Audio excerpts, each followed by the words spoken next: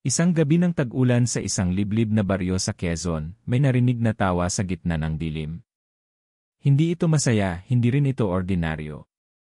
Isa itong tawang parang pilit, parang pagtatago ng takot o pagkabaliw.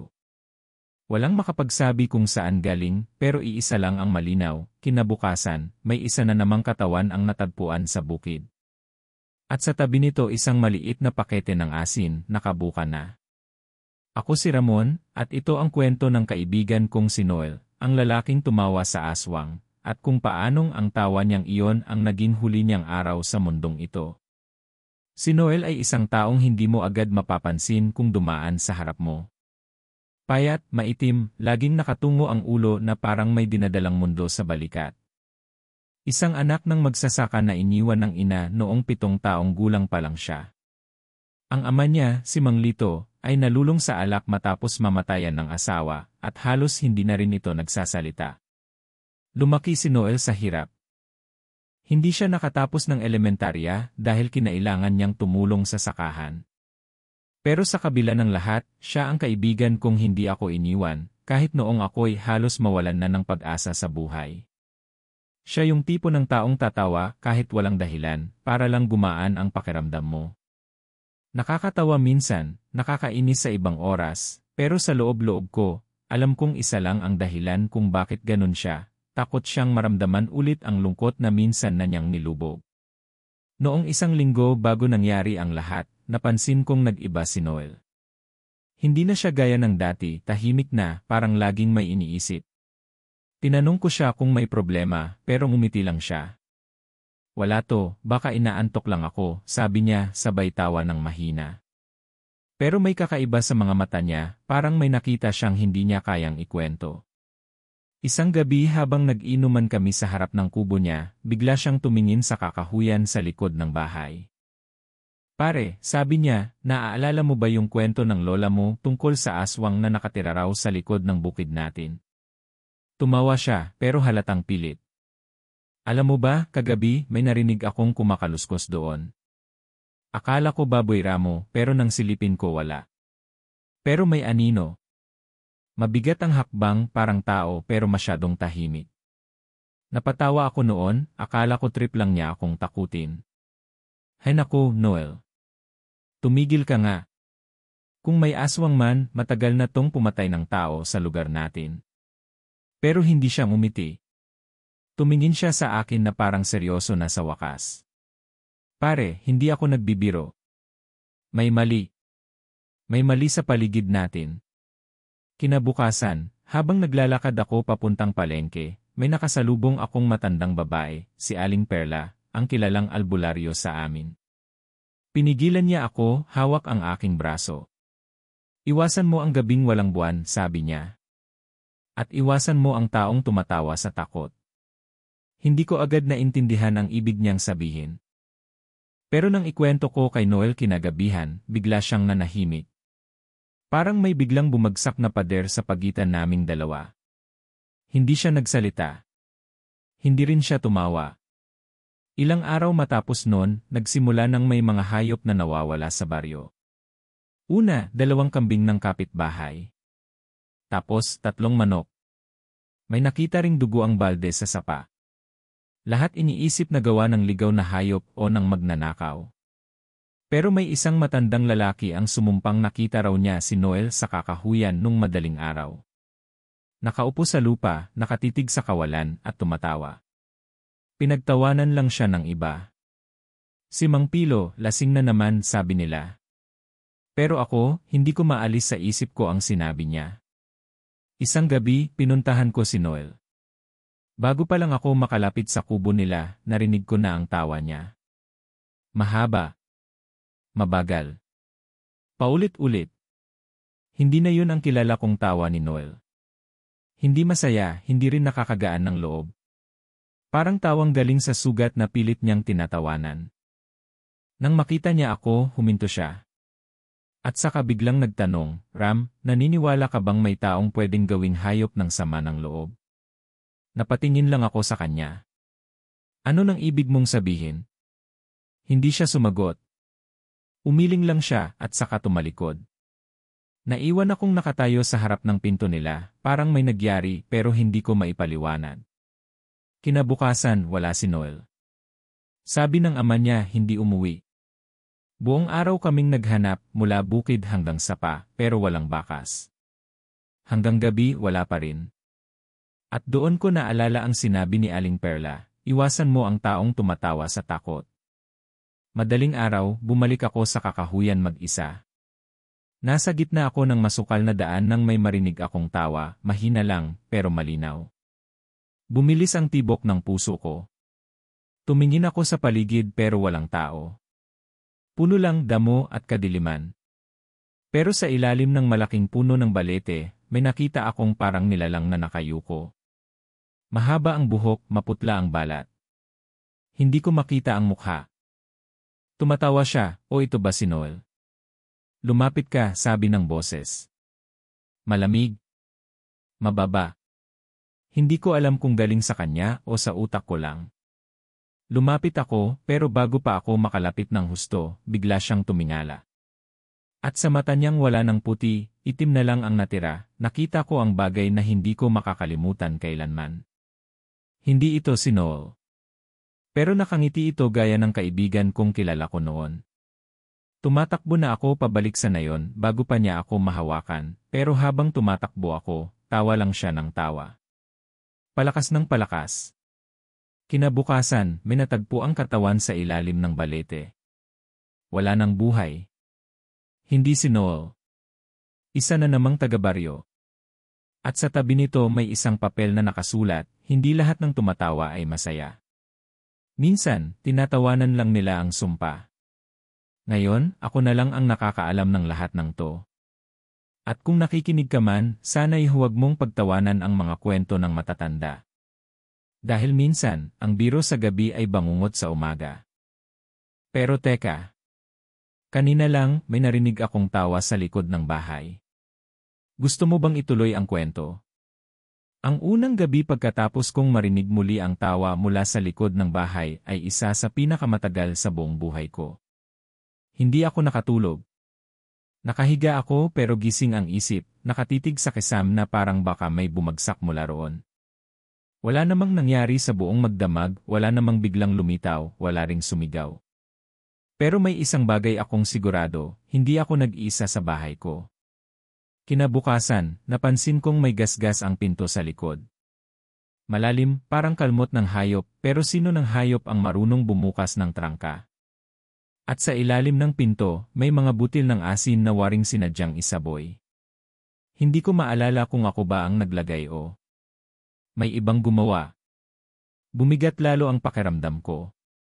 Pakiramdam ko, may mabigat na mata na laging nakatutok sa akin, kahit saan ako magpunta.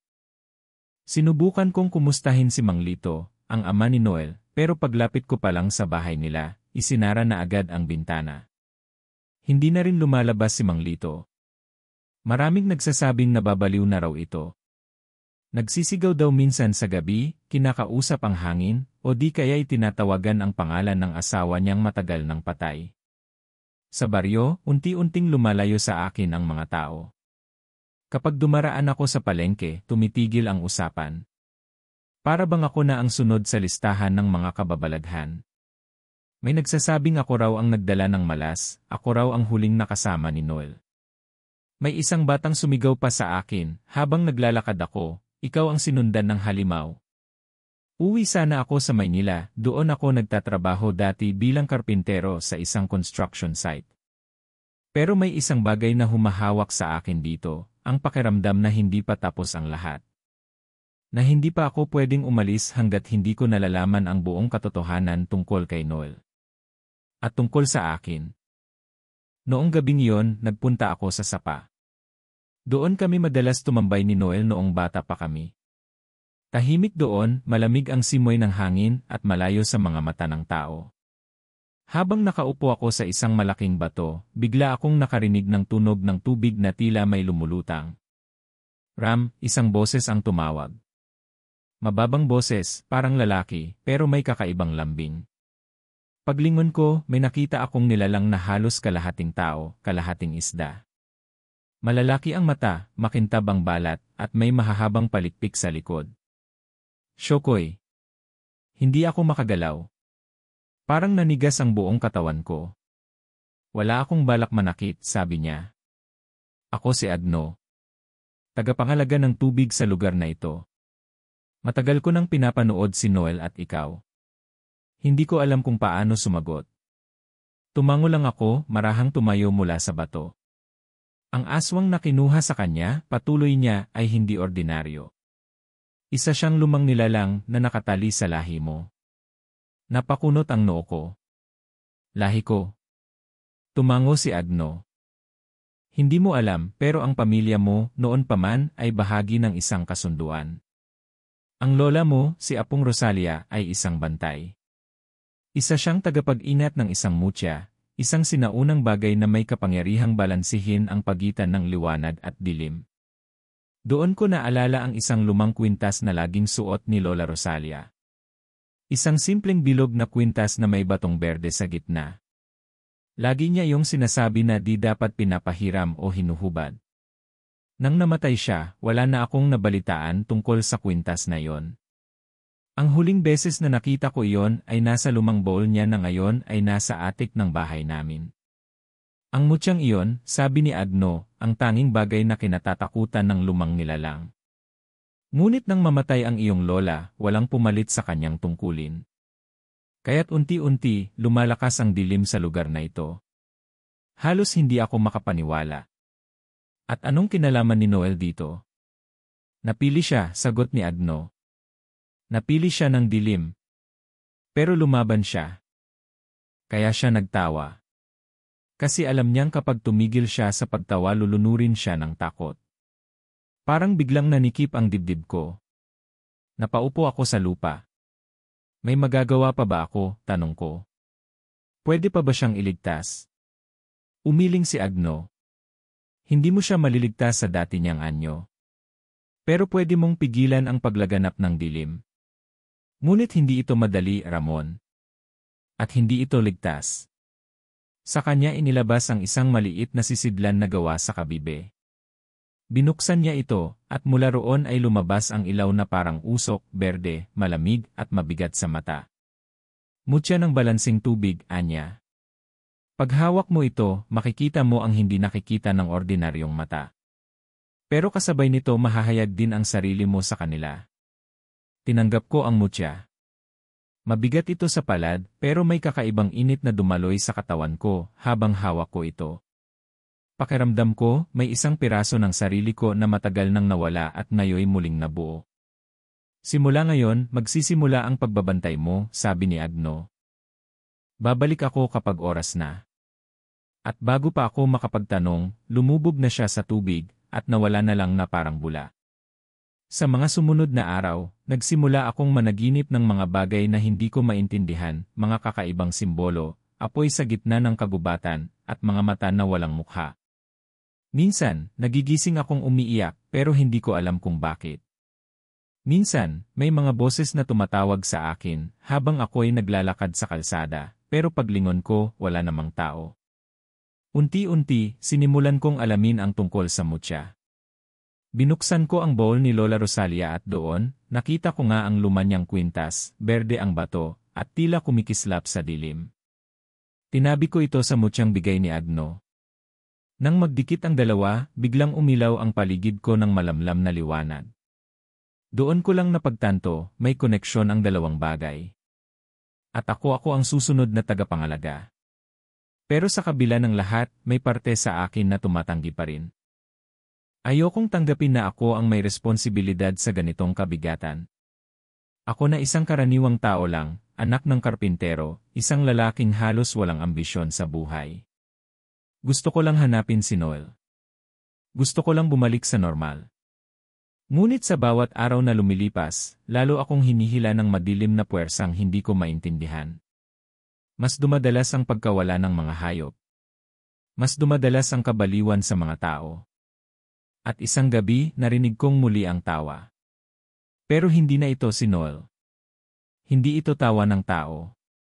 At nang silipin ko ang salamin, nakita ko sa likod ko isang aninong nakangiti. Matangkad, payat, may mahahabang kuko. Nakatitig sa akin na parang matagal na akong hinihintay. Ang tanong ko ngayon, kaya ko ba itong tapusin? O ako rin ba, sa huli, ay magiging bahagi ng dilim? Hindi ko pa rin matanggap. Hanggang ngayon, naglalaro pa rin sa isip ko ang mga tanong na hindi ko maipaliwanag. Kung si Noel na ang pinili ng dilim, paano na ako? Paano ko malalabanan ang mga bagay na hindi ko pa rin kayang intindihin? Bawat gabi, nagsisimula akong magduda sa sarili ko. Hindi ko kayang tanggapin na may ganitong nakatagong mundo sa paligid ko, at higit sa lahat, hindi ko kayang tanggapin na ako ang may pananagutan dito. Hindi ko kayang ilaban ang isang laban na hindi ko naman hiniling.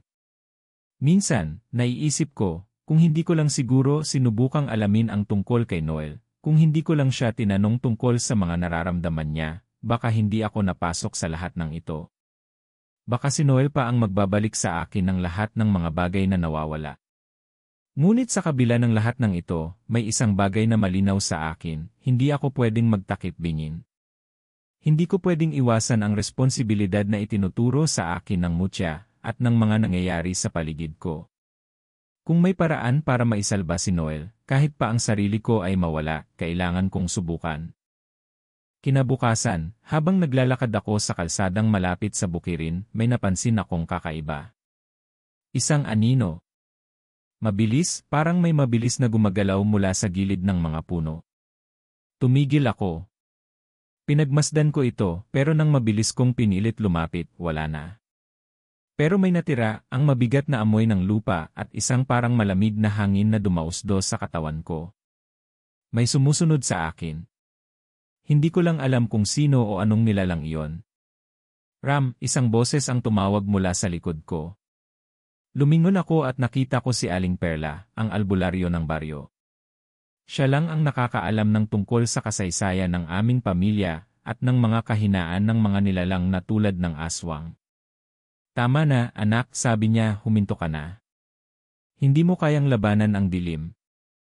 Bakit, sagot ko, ang tinig ko puno ng galit at lungkot. Bakit mo ako pinapahinto? Kung wala akong gagawin, mawawala na ang lahat ng mahal ko. Si Noel, si Mang Lito, pati ang buong baryo, mawawala silang lahat. Tumahimik si Aling Perla. Matapos ang ilang saglit, nagbitaw siya ng isang malalim na hininga. Alam mo ba, Ram, na may mga bagay na hindi natin kayang baguhin? May mga sakripisyo sa likod ng ating mga buhay na tinanggap na ng mga ninuno mo. Ang iyong lola ay hindi lamang isang tagapangalaga ng mutya. Siya ay isang tagapagbalanse ng dalawang mundo. At ikaw ang magiging susunod. Hindi ko kaya, Aling Perla, bulong ko, ang mga mata ko punong-puno ng luha. Hindi ko kaya. Hindi ko kayang makita ang mga tao ko, ang mga mahal ko, na mawala. Ang lola ko, si Noel. Hindi ko kayang makita silang nawawala sa buhay ko. Ngumiti si Aling Perla, pero malungkot. Ang sakit ng mawalan, anak. Kaya nga hindi madali ang pagiging tagapangalaga. Hindi mo lamang haharapin ang dilim sa paligid mo, kundi pati ang dilim sa iyong puso. Ang mga sugat na binitiwan ng mga tao sa iyo, mga trahedya sa iyong nakaraan, ay magiging kalaban mo rin. At iyon ang pinakamahirap na labanan. Napakurap ako. Ang sakit ng mga salitang iyon. Sabi ni Lola, ang buhay ay parang isang salamin, kung ano ang ibinabalik ng mundo sa iyo, iyon din ang ibabalik mo. Ngunit sa mga nangyari sa akin, ilang taon ng lungkot at takot, tila nawasak na ang salamin na iyon. Nawala na akong magagawa kundi tanggapin ang aking kapalaran. Pero ano nga ba ang kapalaran ko? Sa mga sumunod na araw, nagsimula akong makaramdam ng mas malupit na presensya. Hindi na lang ito ang tawa ni Noel na mahina at malungkot. Minsan, naririnig ko ang mga yapak sa likod ng bahay. Minsan, may mga bagay na nawawala. Ang ilang kagamitan sa bahay, nawala, at nang maghanap ako, makita ko na lang silang nakalagay sa ibang bahagi ng bahay, minsan ay tila nakasalansan sa isang piraso ng kahoy. May nararamdaman akong hindi ko kayang ipaliwanag, pero alam kong hindi ito normal. Minsan, habang naglalakad ako sa kagubatan, may biglang dumaan na malamig na hangin, sabay ng isang mabigat na anino na dumaan sa pagitan ng mga puno.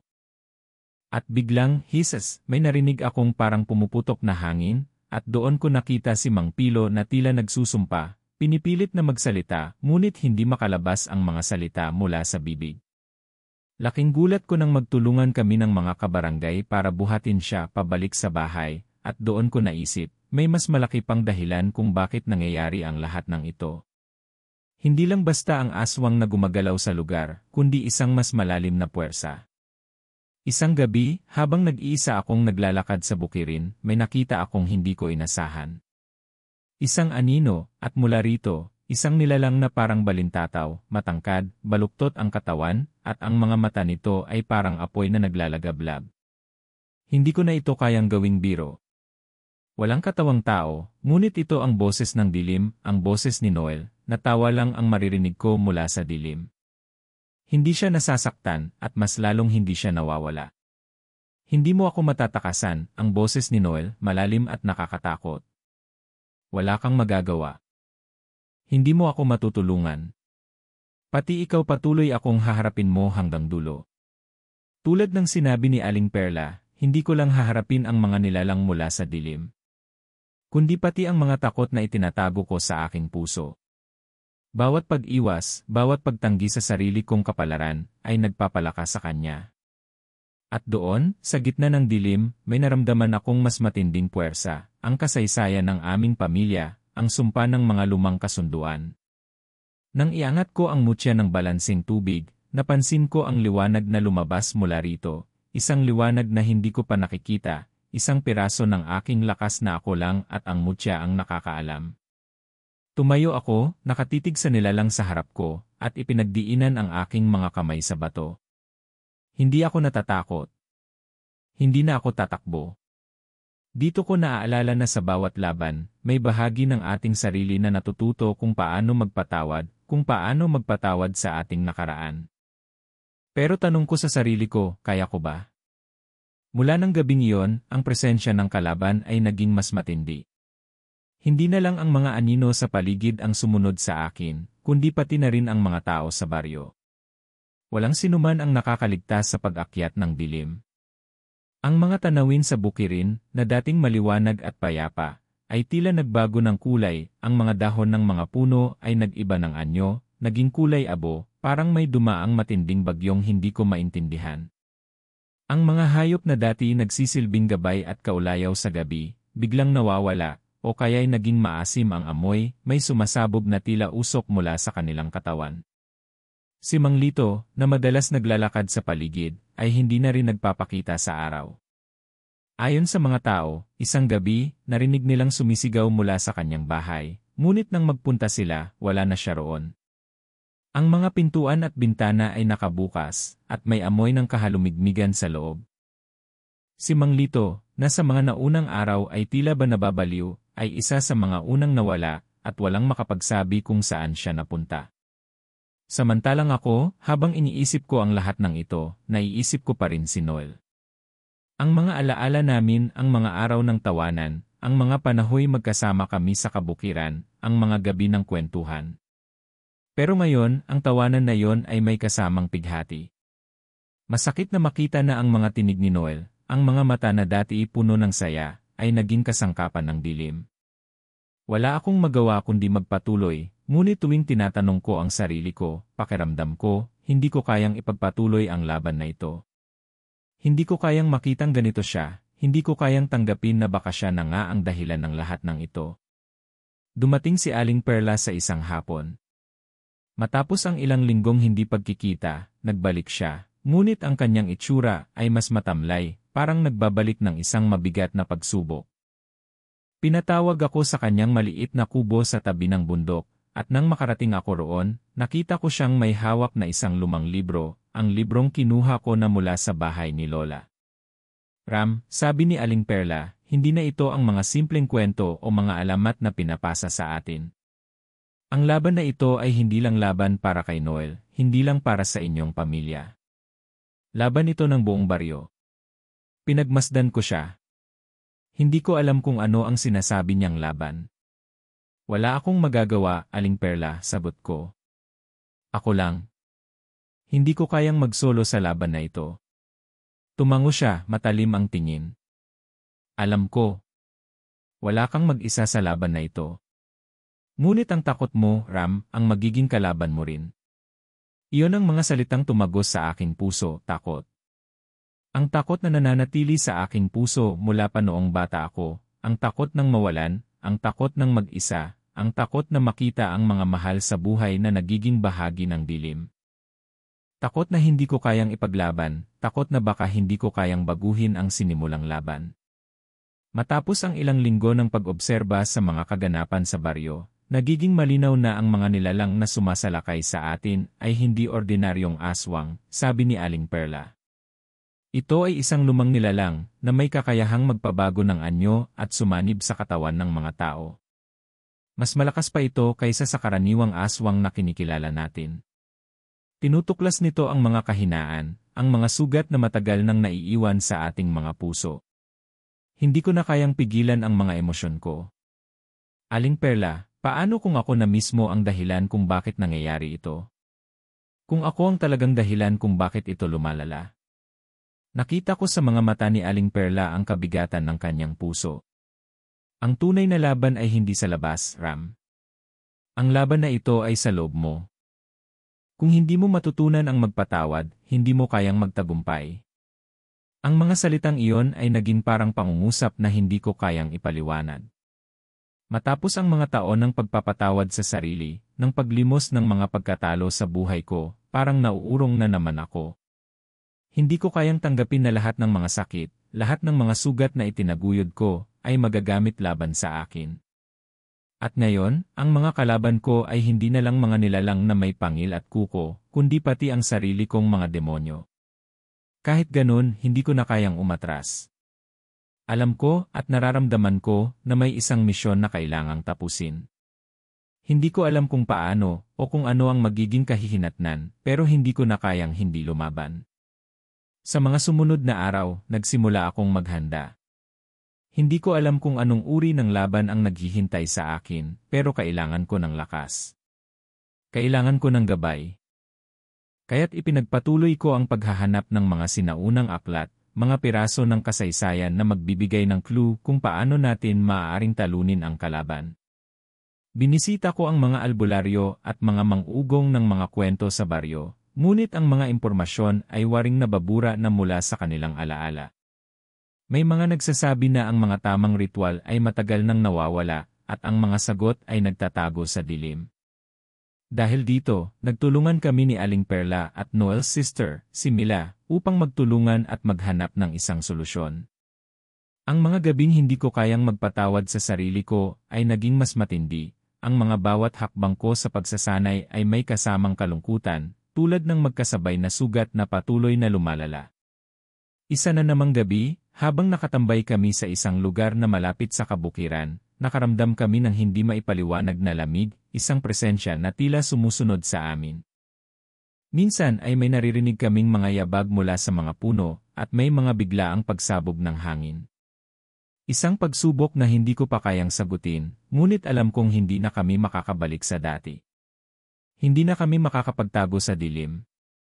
Ang pagtatapos ng gabing iyon ay parang isang pagkatalo. Walang tugon sa mga tanong ko. Wala pang sagot. At habang tinatanaw ko ang mga mata ni Mila, napansin ko ang takot sa kanyang mga mata, takot na hindi ko matutulungan. Takot na hindi ko kayang pangako na sasamahan ko siya hanggang dulo. At sa bawat sandali, habang nagsimula ang pag-aalangan, ang kalaban ay mas tumindi pa. Ang mga anyo ng dilim ay nagiging mas matindi, ang mga gabing mas nakakabahala, ang mga lihim ay hindi ko pa rin alam. Mga ilang linggo na ang nakalipas mula nang magsimula ang paghahanda ko, at habang lumalapit ang araw ng sagupaan, tila mas lalong tumitindi ang takot ko. Sa bawat gabi, may nararamdaman akong kakaibang presensya sa paligid ko. Hindi lang basta anino o mga yapak sa likod ng bahay. Minsan, parang may mga boses na dumadapo sa aking tainga, mga hindi maintindihang salita na umaabot sa aking isip, pati na rin ang amoy ng mamahaling kahoy na tila nagmumula sa loob ng kagubatan. Napansin ko rin na hindi lang ako ang nakakaramdam ng mga kakaibang bagay. Si Mila, na matagal ko nang nakasama sa mga paghahanap, ay madalas magtago ng kanyang mga nararamdaman. Ngunit sa tuwing tatanungin ko siya, ang sagot niya ay palaging pareho, wala.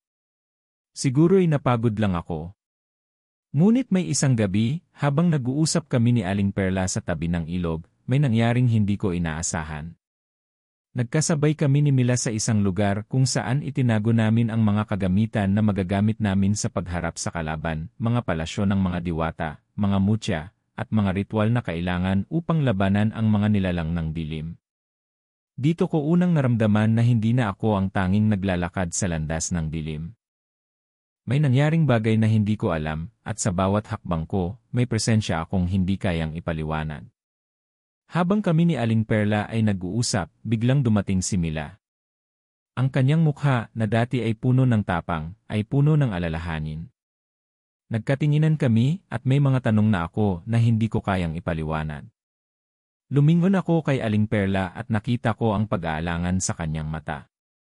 Ram, sabi ni Aling Perla, huwag mong hayaang madala ka ng mga nararamdaman mo. Ang pagkatalo ay hindi sa labas, kundi sa iyong puso. Ngunit bago ko pa man masabi ang anumang bagay, dumaan si Mila, at sa kanyang paglapit, isang malupit na hangin ang humaplos sa aking mukha. Ang paligid ay nagbago. Ang mga puno ay nag-umpisang mag-alis ng kanilang mga dahon at naglaho ang malamlam na liwanag ng buwan. Parang may puwersang hindi ko kayang pigilan. At saka, naramdaman ko ang biglaang presensya, ang kalaban. Ngunit hindi ito ang kilala ko. Hindi ito ang aswang, o kahit ang lumang nilalang na sinasabi ni Aling Perla. Ang nilalang na ito ay may iba pang anyo, at hindi ko pa kayang tuklasin. Si Mila, na dati aking katuwang sa mga pagninilay, ay biglang nag-iba ang itsura. Hindi ko alam kung paano o bakit, ngunit sa isang iglap, naramdaman kong nagbago siya. Ang kanyang mga mata, na dati puno ng takot at pag-aalala, ay nagbago ng kulay. Ang kulay ng kanyang mata ay nagmistulang apoy, mainit at naglalagablab. Ang kilig na nararamdaman ko ay hindi na nagmumula sa pagkakaibigan o pagmamahal, kundi sa isang puwersang hindi ko kayang labanan. Mila, anong nangyayari sa iyo? Tanong ko, habang ang takot ay nagsimulang mag-ugat sa aking dibdib. Ngunit bago pa siya sumagot, isang malupit na tunog ang bumasag sa katahimikan. Isang kislap ng liwanag, at sa isang iglap, natagpuan ko ang aking sarili sa isang malupit na pook, isang lugar na hindi ko alam. Ang lugar na ito ay puno ng kadiliman, ngunit may mga nilalang na hindi ko kayang ipaliwanag, mga anino na umiikot at naglalakbay sa bawat sulok ng aking isipan. Ang mga tanawin ay mistulang naputol mula sa oras at lugar, at ako ay natagpuan sa isang tila walang katapusang labirinto ng dilim. Si Mila, na kanina'y kasama ko, ay naglaho. Wala siyang bakas. Ang mga alaala ko kay Mila ay nagsimulang maglaho. Ang mga mahahalagang sandali, ang mga araw na magkasama kami sa paghahanap ng kasagutan, ay tila nagiging mga ulap na humahalo sa hangin. Parang isang malupit na laro ng mga anino, at sa bawat paglisan ng isang alaala, may bagong sakit na umuukit sa aking dibdib. Pero bago ko pa magawa ang anumang hakbang, naramdaman ko na lang ang malamig na hangin sa aking likuran. Dahil sa takot at pagkabigla, nagmadali akong lumingon, at doon ko nakita si Aling Perla. Pero hindi na siya ang dati kong nakikilala. Ang hitsura niya ay nagbago, ang mukha ay puno ng mga itim na guhit, at ang kanyang mga mata ay parang isang malaking kalaliman na hindi ko kayang tingnan. Hindi mo dapat malaman ang lahat ng ito, Ram. Ang boses ni Aling Perla ay nagmula sa kanyang bibig, ngunit hindi ito ang tinig na pamilyar sa akin. Ito ang iyong tadhana at wala ka nang magagawa. Hindi ko alam kung ano ang ibig sabihin ng mga salitang iyon, pero nararamdaman ko na may tinatagong lihim si Aling Perla. Ang kanyang mga mata ay tila sumisiyasat sa akin, may mga tanong na hindi ko kayang sagutin. Aling Perla, bakit mo sinabi yon? Bakit mo ako pinalad dito? Tanong ko, ang boses ko'y puno ng takot at alalahanin. Ang tunay na kalaban ay hindi lamang nasa paligid mo, Ram, sagot niya, ang tono ng kanyang boses ay mabigat, puno ng hiwaga. Nasa loob mo. At si Mila siya ang susi. Hindi lahat ng sinasabi ng mga mata ay totoo. Si Mila, siya ay may ibang layunin. Sa mga salitang iyon, nagsimulang mag-iba ang lahat. Naramdaman ko na parang may isang mabigat na bagay na gumugulong sa aking dibdib. Ang kaibigan ko, ang pinakamalapit kong kasama, ay may lihim na hindi ko alam. Si Mila ang dahilan ng lahat ng ito. Ang mga kasamahan ko, ang mga tagpo namin, lahat ba ito ay isang kasinungalingan? Mabilis akong tumakbo, ngunit bago ko pa matanaw si Mila, naramdaman ko ang mga yapak ng ibang nilalang sa aking likuran. Sa mga anino ng dilim, ang kalaban ay patuloy na sumusuong sa akin, at habang ako'y naglalakad, isang hindi malilimutang sigaw ang narinig ko mula sa kalaliman. Si Mila, na maaaring mas malapit sa akin kaysa sa alam ko, ay ngayon ay isang piraso ng hindi ko kayang ayusin. Hindi ko pa rin alam kung paano ko haharapin ang mga susunod na mangyayari. Ang pagkatalo ay parang isang pangarap na hindi ko kayang magising mula rito. At sa bawat hakbang ko, lalapit na naman ang dilim, ngunit ang lihim na tinataglay ng aking mga kaibigan ay mas matindi kaysa sa anumang banta. Ang gabing iyon ay puno ng bigat. Ang hangin ay tila nagsisilbing paalala ng isang digmaang hindi na maiiwasan. Mula nang magsimula ang lahat, ang bawat hakbang ko ay punong-puno ng takot, pagdududa, at mga hindi matutunang aral. Ngunit sa gabing ito, wala na akong magagawa kundi ang harapin ang lahat ng nararamdaman kong takot, ang bawat pighati sa aking dibdib. Alam ko, ang laban na ito ay hindi lang laban para kay Noel, hindi lang laban para sa baryo. Ito ay laban para sa sarili ko. Para sa lahat ng pinagmulan ko, at para sa lahat ng takot na matagal ko nang tinatago. Sa harap ko, nakatayo ang kalaban. Hindi ko alam kung paano ko siya kakaharapin, ang anyo niyang puno ng dilim, ang mga mata niyang naglalagablab ng apoy. Hindi na siya ang aswang na unang kinatatakutan ko, kundi isang nilalang na may kapangyarihan higit pa sa mga alamat. Sa kabila ng lahat ng pagsasanay at paghahanda, pakiramdam ko'y wala akong laban. Hindi ko kayang labanan ang isang halimaw na kumakatawan sa lahat ng kasaysayan ng sakit at pagkatalo. Ram, hindi mo kaya, sabi ni Aling Perla, habang dahan-dahang lumalapit. Ang kalaban na ito ay hindi lamang isang nilalang ng dilim. Isa siyang lumang puwersa, isang sumpa na bumangon mula sa iyong nakaraan. Lumingon ako kay Aling Perla, ang kanyang mga mata ay puno ng lungkot at pag-aalala. Hindi ko alam kung ano ang ibig niyang sabihin, pero may naramdaman akong isang malamig na puwersa mula sa kanyang mga salita. Si Mila siya ba? Tanong ko, ang boses ko'y nanginginig. Sagot niya, si Mila ay hindi na siya. Siya ay isang inukit na kaluluwa, isang sinumpang nilalang na lumusob sa ating mundo upang maghiganti. At ikaw, Ram, ikaw ang dahilan ng kanyang pagbabalik. Ang dugo ng inyong pamilya ang siyang nagbigay lakas sa kalaban. Naramdaman ko ang matinding sakit na tumagos sa aking puso. Si Mila. Ang kaibigan kong tinuring na kapatid, ang nagsisilbing gabay ko sa lahat ng paglalakbay na ito, ngayon ay isang puwersa ng dilim. Hindi ko kayang tanggapin ang katotohanan na ang mga alaala ko sa kanya ay nagbago. At mas lalong hindi ko kayang makita ang mga mata niya na naglalagablab ng apoy, mga mata na dati puno ng pagmamahal, ngayon ay puno ng galit at paghihiganti. Bago ko pa maisip ang mga susunod kong hakbang, naramdaman ko ang malamig na hangin na dumaan sa paligid. Ang mga puno sa paligid ay nagsimulang mag-alsa, at ang mga anino sa likuran ko ay nagsimulang magtakda ng malupit na hakbang. Biglang bumangon ang lahat ng takot na matagal ko nang itinagong sugat, takot na hindi ko na kayang ipaliwanag, takot na matagal ko nang pinipigilan. Si Mila, o ang nilalang na tumagal na sa kanyang katawan, ay naglakad patungo sa akin. Ang kanyang mga mata ay puno ng galit, at sa bawat hakbang niya, ang paligid ay tila sumasabay sa kanyang galit. Ang hangin ay humigpit, ang mga puno ay nag-aalimpuyo, at ang aking katawan ay nagiging malamig. Hindi ko kayang tumagal pa sa takot na ito. Mila, hindi ikaw ito, sigaw ko, ang boses ko'y punong-puno ng paghati. Ngunit wala siyang tinig na narinig mula sa akin. Ang nilalang sa harap ko ay tumaas ang mga kamay, at ang mga daliri niya ay naging mahahabang pangil.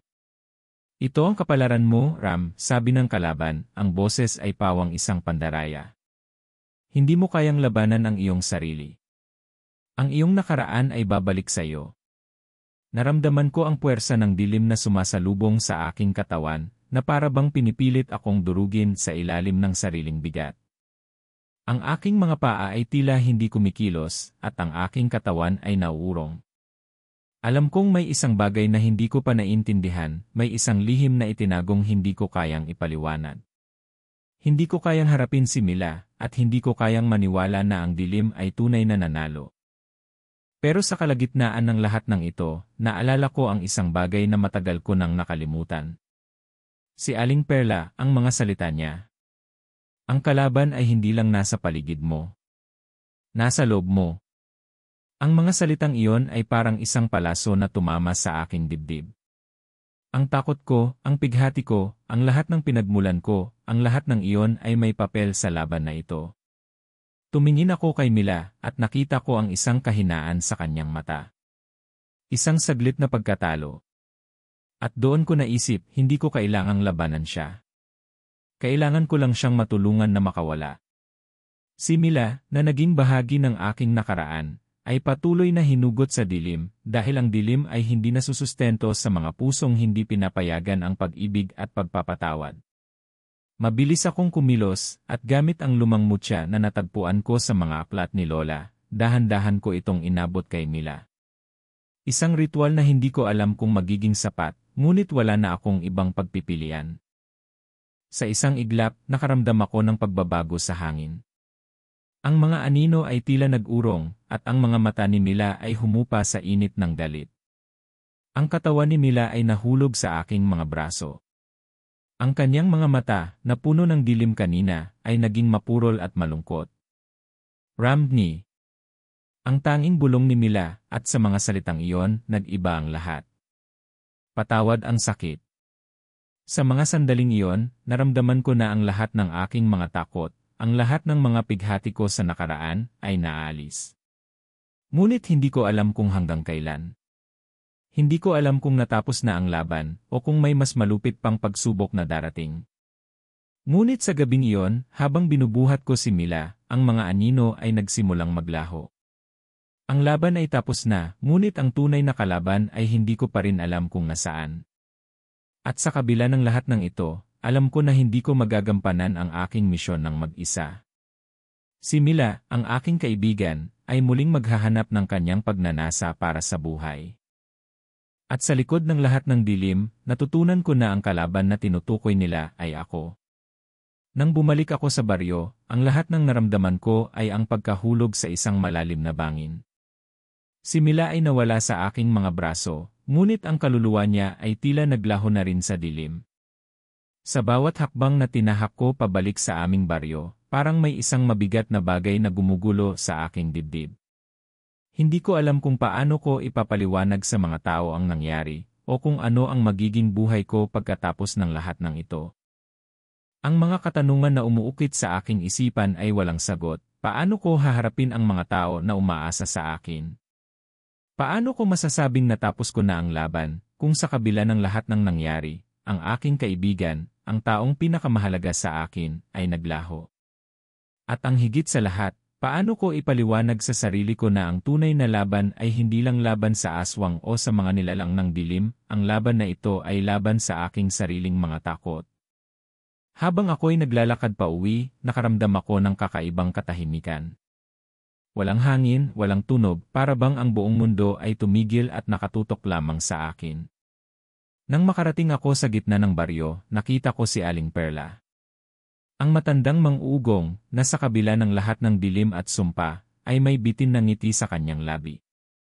Ram, natutunan mo na ang pinakamahalagang aral, anya, ngunit ang kanyang mga mata ay may halo ng lungkot at pagmamahal.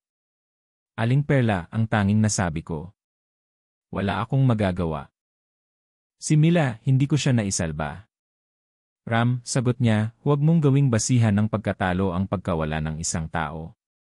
Ang buhay ay puno ng pagsubok, at kung anuman ang nangyari kay Mila, hindi mo yon kayang kontrolin.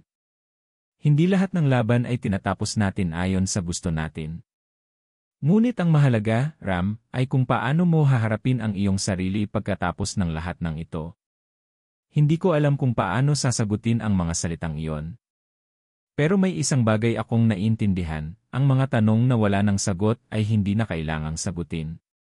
Sa kabila ng lahat ng sakripisyo at kalungkutan, nahanap ko ang isang piraso ng kapayapaan sa puso ko. May mga bagay na hindi ko kayang baguhin, at may mga kaluluwa na hindi ko kayang iligtas. Ngunit ang bawat hakbang na tinahak ko ay may dahilan, at sa bawat pagsubok, may mga aral na natutunan. Sa mga sumunod na linggo, nagpatuloy ang buhay sa baryo. Hindi naging madali ang pagpapatawad sa sarili, pero natutunan ko na ang tunay na lakas ay hindi nanggagaling sa pagkatalo o tagumpay.